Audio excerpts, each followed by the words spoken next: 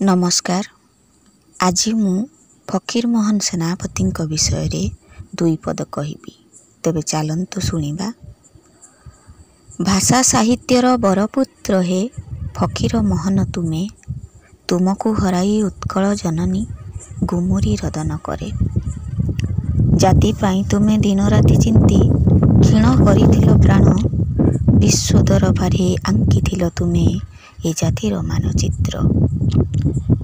ओडिया भाषा को देइथिल तुमे आधुनिकतार स्पर्श, साजी कर्णधार गढ़ी तोड़िथिल स्वतंत्र ओडिशा प्रदेश।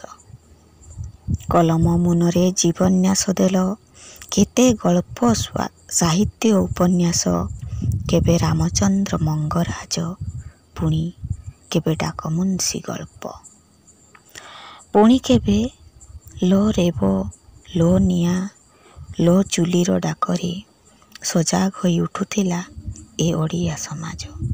सजाग होई उठुथिला ए ओडिया समाज।